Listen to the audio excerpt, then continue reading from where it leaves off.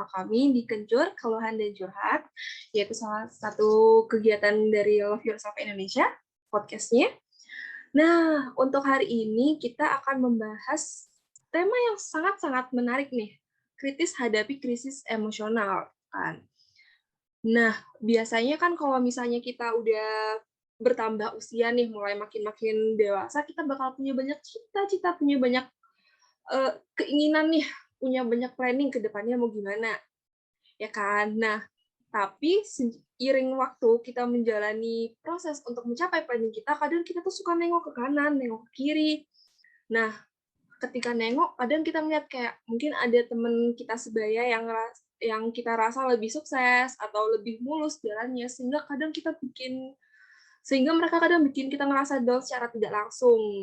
Nah, biasanya itu kan disebutnya quarter life crisis. Nah, hari ini kita akan membahas soal ini lebih lanjut dengan narasumber kita yang super sekali hari ini, yaitu Kak Aulia Al-Husna, SPSI, co-founder dan peer counselor di House Life. Nah, gimana nih Kak Una? Silakan perkenalkan diri. Apa kabar? Oke, halo Kak. Perkenalkan, aku Una. Kalau nama lengkapnya Aulia Husna, aku co-foundernya dari House Life, juga sebagai peer counselor di House Life ID. Oke, gimana kabarnya nih Kak untuk hari ini? Aku alhamdulillah baik. Kalau Kak Fatimah sendiri gimana? Oke, alhamdulillah baik juga. Nah, sebelum kita benar-benar masuk nih, saya mau tanya nih Kak, sebenarnya apa sih artinya krisis emosional itu? Kan kita mau bahas ini nih hari ini. Krisis emosional itu kalau sederhananya itu kayak masa dimana kita ngerasa hampa, kosong, ketika remaja mulai menginjak fase dewasa. Jadi kita kan bakal ngalamin berbagai perubahan ya Kak. Ada perubahan tuntutan, perubahan peran, banyak perubahan yang bakal bikin kita jadi bingung gitu. Nanti bakal muncul perasaan kayak, aku ini apa, aku ini orangnya seperti apa, dan bakal muncul lagi berbagai hal seperti kecemasan, aku bakal bisa sukses nggak ya? Jadi krisis emosional tuh dimana kita ngerasa kondisi emosional kita itu lagi nggak stabil, kita ngerasa apa ya, bisa dibilang kayak kosong, hampa gitu. Oh, bisa dibilang nggak kenal sama diri sendiri juga nggak Kak? Bisa banget, karena biasanya ya Kak, kalau kita lagi ngadepin fase-fase itu pasti kita bakal mikir kayak, aku tuh orangnya sebenarnya kayak gimana sih? Aku tuh bisanya apa? Pasti bakalan sering muncul pertanyaan-pertanyaan kayak gitu. Jadi akhirnya meragukan diri sendiri gitu ya? Ya, ragu sama diri sendiri, nggak tahu mau jadi apa, bingung, blank. Bubar. Oke. Bahaya juga ya kayaknya kalau dijelaskan secara kayak gitu tadi. Tapi kok bisa sih seseorang itu ngalamin apalagi tadi biasanya kan disebutnya quarter life crisis ya. Nah, bisa ngalamin itu biasanya kenapa sih? Apa sih yang bikin kita ngalamin itu? Quarter life crisis itu biasanya itu dimulai dari perubahan situasi di lingkungan sekitar kita dulu ya Kak. Kayak karena kan quarter life crisis itu biasanya dialami di usia 19 sampai 29 tahun ya. Jadi kan itu fase-fase peralihan tuh. Jadi ada peralihan peran, terus juga kita harus mulai beradaptasi nih dari remaja, terus langsung dia harus beradaptasi dengan kehidupan dewasa dengan berbagai tuntutannya, terus juga perubahan dari lingkungan sosialnya juga, belum lagi kayak ekspektasi-ekspektasi tentang masa depan, apalagi kalau sekarang tuh rame banget di sosial media kayak yang itu loh Kak, yang umur 25 harus punya tabungan 100 juta. Bener banget, yang bikin galau. dari sosial media yang kayak gitu tuh, aduh, langsung insecure. Aku aja kayak, hah, aku udah hampir umur segitu masih nggak ada tuh punya tabungan kayak gitu. Itu tuh yang bikin, aku tuh kelebihannya di mana, hal-hal kayak gitu tuh yang bakal bikin quarter life crisis. Jadi sebenarnya quarter life crisis ini karena lingkungan apa karena diri sendiri nih? Kalau misalnya dari gambaran yang tadi kamu jelasin.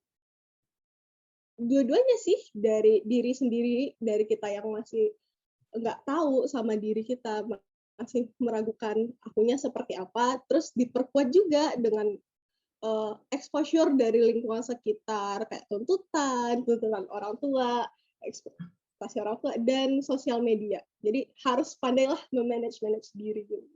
Oke, omongan tetangga kayaknya juga bisa ya. Gajinya berapa? Kerja di mana? Jurusannya apa? Nah, Itu nanti kerjanya di mana? Aduh, oke, oke. Jadi bisa dari mana aja ya sebenarnya? dari mana aja? Oh, gitu. Tadi sempat disebutin usianya 19 sampai 29 tahun ya?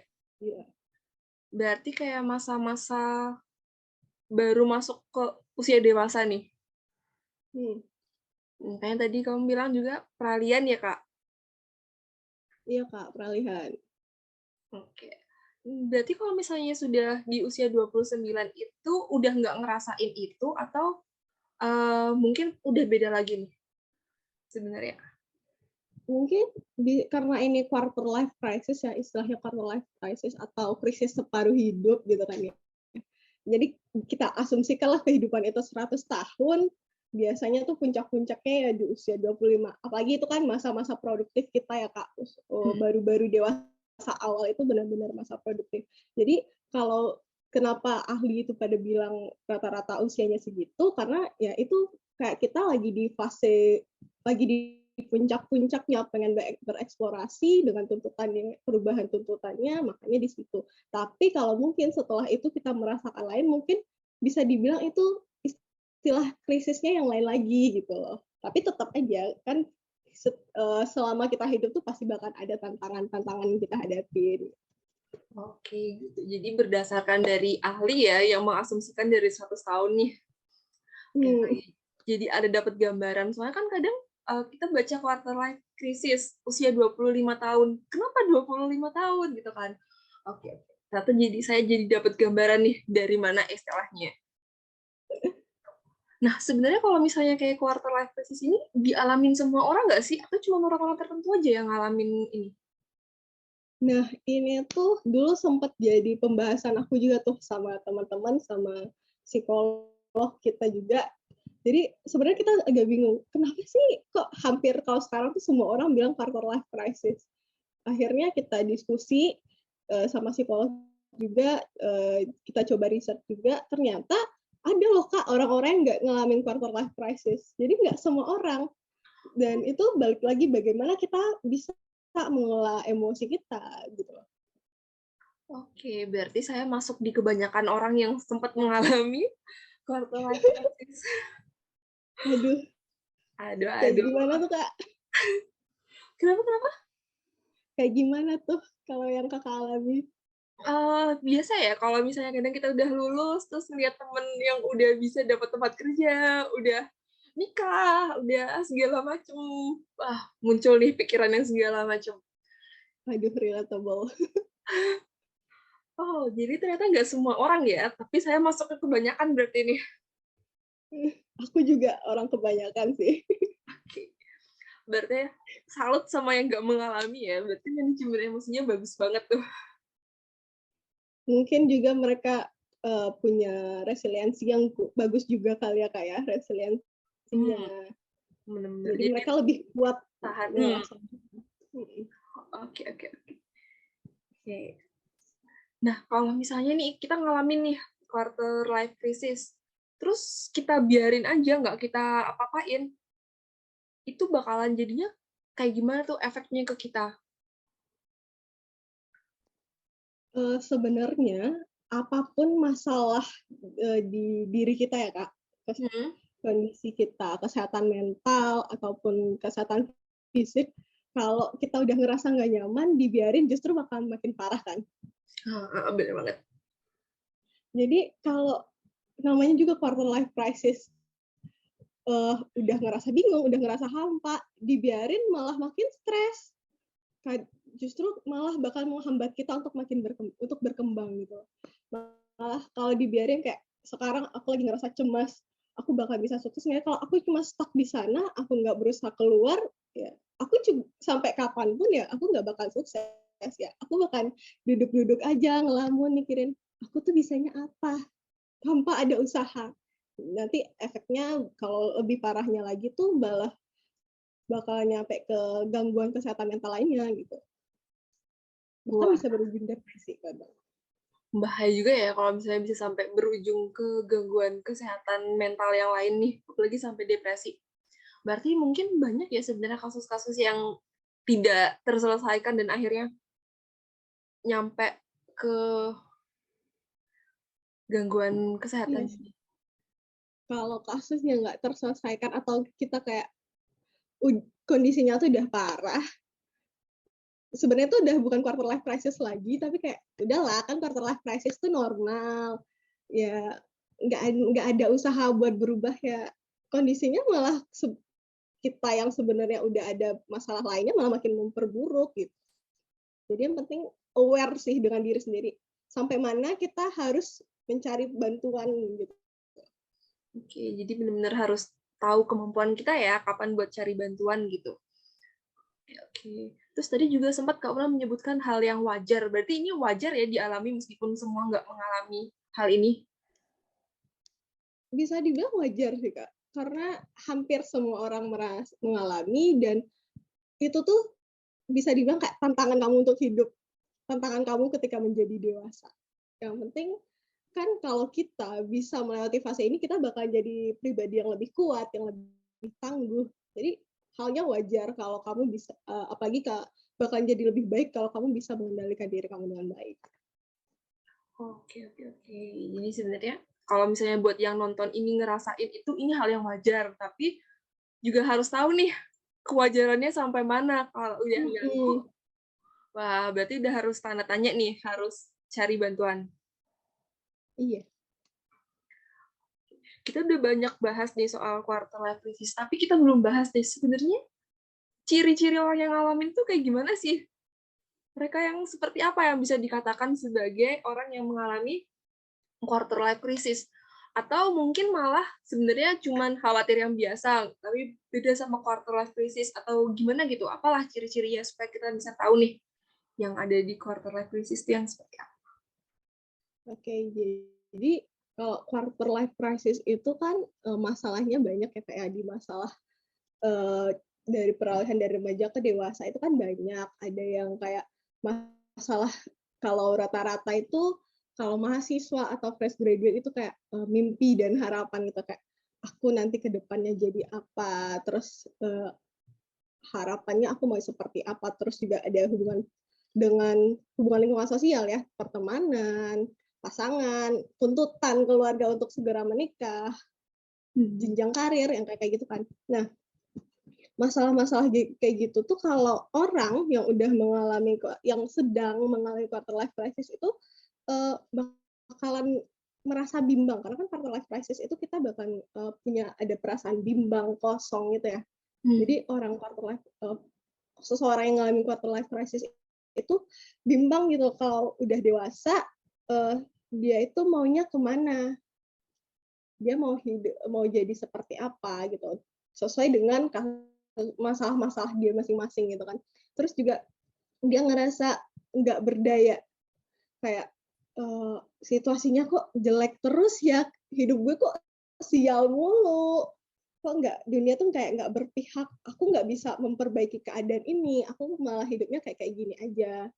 Terus juga biasanya tuh Kak, kalau lagi quarter life crisis tuh kan lagi fase-fase usia quarter life crisis, terus lagi skripsian juga tuh. Sering nggak Kak nemu teman-teman yang misahin diri dari yang lain kayak, aku Iya, mau benar. jadi Sampai nggak bisa dihubungin sama sekali. yang kayak gitu tuh, itu tuh bisa dibilang salah satu tanda-tanda kita mulai merasakan quarter life crisis. Kita udah mumet skripsi, nggak ada kemajuan gitu kan, nggak ada progres, terus juga mulai tuh memisahkan diri karena merasa dirinya nggak pantas dengan lingkungan sekitar, kayak aku belum bisa apa-apa, teman-temanku udah duluan wisuda, aku belum ngapa-ngapain gitu. Terus juga cemas mengenai masa depan, apa sih aku ke depannya bakal seperti apa? Kalau aku kalau aku kayak gini, aku nggak bakal bisa hidup di masa depan. Tapi aku juga bingung mau melakukan apa. Jadi hal-hal kayak gitu tuh ciri-ciri yang paling gampang deh kita sadar. Kalau kita coba aware sama diri kita, itu ciri-ciri yang bisa bilang paling gampang. Ketika kita udah ngerasa bingung dan nggak ngerti lagi sama diri kita sendiri, itu bisa dibilang kayak, oke, kayaknya aku udah mau masuk fase quarter life crisis. Oke, jadi kayak kita udah nggak tahu nih diri kita sebenarnya mau apa, harus gimana. Jadi udah dapat gambaran nih. Terus juga dapat insight baru, oh ternyata yang pada ngilang-ngilang waktu ngerjain skripsi itu juga termasuk quarter life crisis ya. Kayaknya dulu tuh mungkin kadang ada kayak temennya yang lain bilangnya males nih, nggak mau bimbingan, malah ngilang. Malah ada yang menyalahkan, malah ngilang, harusnya kamu ngerjain ini. Ternyata sebenarnya kondisi-kondisi yang kayak gitu tuh mereka sedang dalam kesusahan karena masih menghadapi udah masuk ke tahap quarter life crisis sama dirinya, berantem sama dirinya, terus ketambahan teman-temannya atau mungkin dosennya juga menambahi tekanan sehingga dia jadi narik diri ya. Oke, jadi dapat gambaran. Mungkin nanti pendengar kita di sini, penonton kita di sini juga mungkin ada yang ngalamin. Berarti itu termasuk dalam ciri-ciri di quarter life crisis. Iya, benar banget, Kak. Kalau itu kenapa aku bisa bilang seperti itu juga ya, Kak, ya, karena udah dari riset juga, terus itu berdasarkan pengalaman pribadi dan teman-teman gitu. Karena kan aku jurusan psikologi, teman-temanku juga banyak. Jadi kita nggak tahu kenapa kayak di circle lingkungan kampusku itu ketika teman-temannya udah wisuda, pasti ada kayak appreciation post di Instagram kan, Kak. Oh. Nah, kalau ini tuh tipenya tuh teman-temanku tipe orang yang appreciation post untuk diri sendiri, kayak mengapresiasi diri sendiri. Nah, dari postingan mereka itu aku kayak belajar juga dari cerita mereka, kayak di mana mereka ngerasa, oh, gue tuh baru merasakan yang namanya quarter life crisis itu sama ketika itu skripsi. Jadi mereka cerita di postingan mereka kayak gimana beratnya, bingung sama diri sendiri, merasa tertinggal, nggak takut untuk masa depan. Sampai akhirnya mereka harus berani ngelawan itu biar bisa bangkit lagi dan bisa menyelesaikan kuliah. Berarti termasuk apa, teman-teman di circle kamu tuh termasuk yang cepat aware ya dan bisa mengapresiasi diri supaya nggak lama-lama di situ gitu. Tergantung pribadinya lagi sih, tapi alhamdulillahnya ketika sudah melatih itu, mereka tipe orang yang mau mengapresiasi diri juga. Nah, ngomongin soal ngelewatin itu nih, sebenarnya gimana sih apa yang harus kita lakuin nih supaya kita bisa ngelewatin itu? Sebenarnya yang paling pertama itu buat ngelewatin adalah kita harus sadar ya, Kak. Harus aware dulu dengan kondisi diri kita. Jadi kita harus tahu dulu, apakah aku sekarang dalam keadaan baik-baik saja atau aku udah lagi ngerasa nggak baik gitu. Terus juga kita harus nyari tahu dulu nih, apa sih yang jadi masalah di kita, apa sih masalah yang membebani kita gitu. Apakah karena kita yang terlalu insecure melihat postingan orang-orang di Instagram, kalau seperti itu apa yang harus kita lakukan? Nah, kalau kita udah tahu itu ya coba deh cari apa sih solusinya. Terus kalau kan biasanya ya Kak, kalau kita udah pikiran negatif, pasti nanti ya aku udah nyoba tapi nggak bisa. Pasti ada bagian dari dirinya yang ngomong kayak gitu kan ya.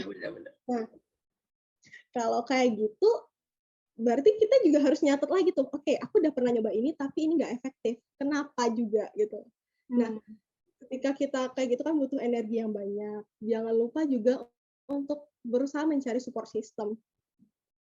Kita harus jujur sama diri sendiri kalau kita lagi butuh bantuan orang lain. Jadi cobalah untuk mencari support system.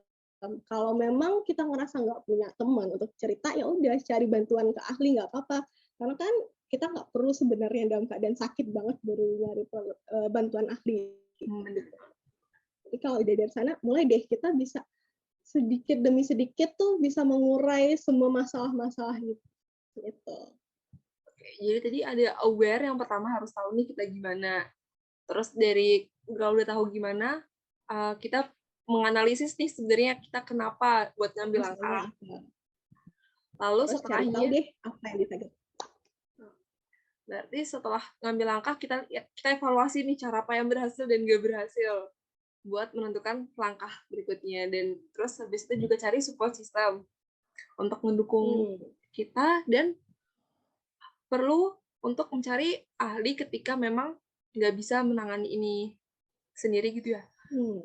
Tapi kayaknya step pertama ini susah banget nih buat aware kita ngalamin quarter life crisis. Ada nggak caranya supaya kita tuh bisa aware gitu? Cara biar kita bisa aware itu yang pertama adalah akui dulu sih, Kak. Kita harus mengakui apa yang kita rasain. Jadi misalkan kan kita ngerasa kosong, bener nggak ya kita ngerasa kosong? Terus sebelum kita coba diingat-ingat dulu gitu. Ketika ngerasa kosong itu, apakah kita itu ngerasa sedih sebelumnya atau kita ngerasa marah? Karena kan emosi kita itu banyak.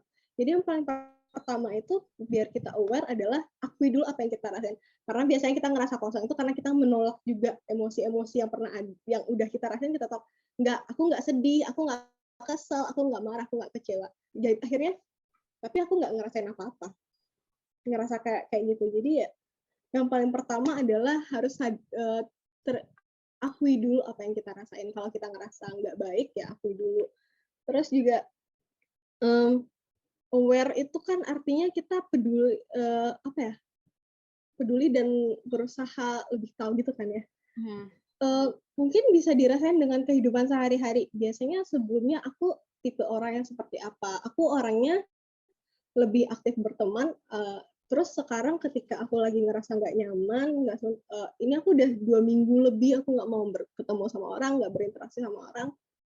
Coba deh di sana, coba deh rasain, apakah ini berbeda karena suatu masalah atau ini cuma karena aku butuh nge-charge energi aja.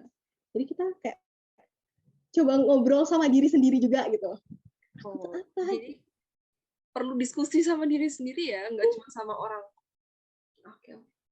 Jadi yang diajak ngobrol itu bukan cuma teman kita, keluarga, tapi diri kita juga perlu diajak ngomong ya, supaya kita tahu siapa kita gitu. Paling penting sih Kak, itu diajak ngobrol. Terus tadi juga saya nangkep nih, harus mengakui perasaan. Nah, perasaan yang negatif itu boleh diakuin nggak, Kak? Atau cuma yang positif aja? Wajib, bukan wajib sih, tapi perlu gitu. Apapun emosi yang kita rasakan, itu perlu diakui kan. Kalau kata Cita tuh, life is never flat ya, Kak. Hidup tuh nggak boleh datar aja, pasti ada naik turunnya. Jadi ketika kamu lagi happy, mungkin kamu lagi di atas. Tapi kalau lagi galau, ya di bawah, nggak apa-apa. Soalnya kalau kita nggak ngakui sedih-sedihnya kita, susah-susahnya kita, nggak ada rasanya hidup kayak, aku menang terus, jadi akhirnya, aku happy terus. Tapi nggak ada emosi bahagia sebenarnya, cuma bilang, aku happy, tapi datar, gitu. Oke, jadi benar ya. Emosinya harus diakui. Jadi bener ya kata orang kalau misalnya kan kita nggak bakal menghargai hujan kalau nggak ngerasain panas. Berarti ya kita nggak bakalan bahagia kalau kita nggak ngerasain sedih gitu ya. Jadi harus ngerasain semua nih. Kita kan nggak tahu arti bahagia kalau kita nggak tahu arti sedih. Oke, bener. Jadi buat semua yang nonton hari ini, perlu mengakui semua perasaan atau emosi yang dirasakan. Baik mau emosi yang positif atau yang negatif gitu ya menurut kita semua. Gitu. Iya. Nah Kak, saya juga pernah dengar nih soal midlife crisis. Nah, ini sebenarnya sama atau beda sih sama quarter life crisis? Midlife crisis sama quarter life crisis ya, Kak? Kan quarter itu seperempat, kalau mid berarti tengah ya. Kalau dari yang aku baca, midlife crisis itu biasanya dirasakan ketika orang-orang itu udah memasuki dewasa akhir gitu, udah usianya sudah lebih tua. Itu juga fase peralihan kan, dimana kita dari yang kuat-kuat, tangguh, terus mulai merasa kayak, oke, aku udah mulai ngerasa nggak berdaya, udah mulai lemah, nggak bisa ngapa-ngapain, cuma bergantung sama anak. Di situ sih bedanya di rentang usianya. Kalau midlife crisis itu biasanya tuh usia 40 sampai 65 tahun. Oke, jadi setiap fase usia ini ada krisisnya masing-masing ya sebenarnya, karena terus beralih fasenya. Oke. Jadi berbeda meskipun sama-sama krisis, tapi krisisnya berbeda ya yang dialamin sama yang muda sama yang udah dewasa akhir gitu. Iya, karena tuntutan hidupnya kan juga udah beda. Bener. Kekuatan fisiknya juga beda ya karena peralihan tadi tuh. Oke, oke, oke. Jadi kayak ada gambaran biar yang nonton juga nggak salah paham nih sebenarnya sama atau beda. Nah, mungkin ada nggak kayak tips-tips singkat yang bisa dikasih nih sama Kak Una buat semua yang nonton hari ini supaya nggak terjebak di quarter life crisis atau mungkin kalau udah terjebak terlalu lama tips yang bisa untuk ngebantu keluar nih gimana? Kalau tipsnya yang pertama adalah yang kayak tadi ya Kak, aware. Akuin dulu deh. Akui kalau kamu memang lagi di fase itu, lagi di fase quarter life crisis, dan jangan pernah takut untuk mencari bantuan profesional. Kalau alasannya nggak ada duit ini tuh kan paling nggak bisa deh konseling gratis banyak banget, banyak ada di mana-mana. Coba deh cari. Jangan pernah karena kamu udah ngerasa nggak nyaman terus kamu malah makin takut untuk keluar dari zona itu. Jangan pernah kayak gitu. Oke, jadi nggak boleh takut untuk mencari bantuan dan untuk keluar dari zona nyamannya gitu ya. Iya. Oke, berarti kita benar-benar harus tahu ya batasan-batasan kita nih sampai mana gitu. Iya, kita harus tahu kita itu bisanya sampai mana, kemampuannya bertahannya bisa sampai mana. Kalau memang ngerasa nggak sanggup, ya silakan cari bantuan ahli. Oke, baik, baik, baik.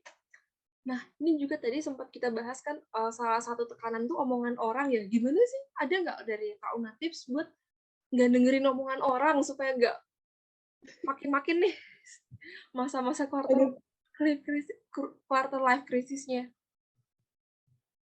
kalau dibilang kayak gitu, aku kebetulan kalau kalau kata anak sekarang MBTI gitu. MBTI-nya itu aku anaknya thinking nggak, aku nggak feeling, aku feelingnya nggak lebih tinggi nilai persentase thinkingnya daripada feeling. Jadi aku kalau nggak terlalu rasakan apa yang orang sampaikan gitu kan. Cuma kan buku yang bestseller itu I Don't Give a Fuck itu apa ya?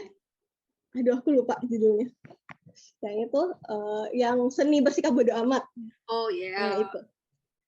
Nah yang itu seni bersikap bodo amat itu salah satunya di sana adalah bagaimana kita untuk nggak usah terlalu peduli dengan apa yang orang sampaikan. Jadi caranya adalah yang pertama kita harus tahu sih Kak, apa yang bisa kita kontrol dan apa yang nggak bisa kita kontrol. Omongan orang itu nggak bisa kita kontrol. Yang bisa kita kontrol adalah diri kita sendiri, apa yang kita bicarakan, apa yang kita pikirkan. Jadi kalau orang ngomongin hal jelek tentang kita, ya kita mau nggak mau ya udah silahkan Anda berbicara seperti itu, tapi kita bisa kontrol. Ketika mereka ngomongin hal jelek, aku bakal ngelakuin hal jelek itu atau tidak? Aku pernah melakukan hal jelek itu atau tidak? Ketika mereka bilang kayak, kamu umurnya udah 25 tapi belum kerja. Anak si itu umurnya baru 24 tapi udah bisa beli mobil. Itu kan jadi tekanan ke diri sendiri. Kita nggak bisa tuh bilang, kita nggak bisa sebelum dia ngomong, awas ya lo ngomong kayak gitu. Kita kan nggak bisa ya Kak. Mungkin kalau kita berani mungkin boleh deh ditegur. Kalau ada yang berani, silakan. Justru bagus banget untuk ditegur. Bu, boleh nggak omongannya jangan kayak gitu-gitu terus? Mungkin boleh gitu. Mungkin bisa. Tapi yang paling gampang itu adalah bukan paling gampang sih, tapi kayak yang paling memungkinkan untuk kita lakukan adalah bilang ke diri sendiri, ya itu kan dia ya, kalau mungkin dia suksesnya seperti itu, kalau aku kan yang penting sekarang aku sudah nyaman dengan pekerjaan aku sudah bisa memenuhi kebutuhanku, dan aku ngerasa tujuan hidupku berbeda mungkin dengan si anak berusia 24 tahun yang punya mobil kata si tetangga itu. Jadi kayak saya ngomong ke diri sendiri lagi. Kalau aku punya standar yang berbeda dengan mereka juga. Aku nggak bakal ngontrol dia, aku bakal lebih ngontrol diriku sendiri. Gitu. Oke, jadi bisa dibilang menghargai apa yang udah dicapai ya sebenarnya. Jadi nggak dibandingin sama orang lain atau omongan orang lain. Apresiasi diri, sayangi diri sendiri. Benar, love yourself. Love yourself. Oke, nah hari ini kayak udah banyak banget deh informasi dan ilmu yang kita dapat nih dari Kak Una. Mungkin sebelum kita akhiri, ada yang mau disampaikan nih untuk closing statement-nya dari Kak Una buat teman-teman semua yang nonton hari ini. Apa ya? Mungkin ini sih, Kak. Yang namanya hidup pasti nggak bakalan datar-datar aja. Yang namanya hidup pasti bakalan ada lika-likunya. Ketika kita ngerasa sedih, down, dan dunia itu ngerasanya jahat ke kita, sebenarnya bukan dunianya yang jahat. Mungkin kita yang salah memahami jahatnya dunia itu apa dan diri kita apa. Jadi jangan pernah menyalahkan sesuatu juga, jangan pernah menyalahkan keadaan, yang fokus aja untuk memperbaiki keadaan itu gitu. Cukup fokus, oke, aku mau lepas dari rasa nggak nyaman ini, kayak gitu. Oke. Keren banget nih untuk hari ini materinya. Wah, sampai terkesima nggak bisa ngomong nih. Jadi kayak dapat banyak gambaran nih soal gimana cara ngatasin krisis emosional ya, yang tadi juga termasuk quarter life crisis. Oke, kalau gitu untuk semua yang nonton, terima kasih juga untuk Kak Una yang udah memberikan ilmu yang sangat luar biasa hari ini. Sampai jumpa. Terima kasih juga Kak Una. Di lain waktu. Mungkin kita bisa bertemu di lain waktu, dan sampai jumpa semua untuk yang nonton hari ini. Sampai jumpa di podcast berikutnya. Dadah. Thank you ya, Kak.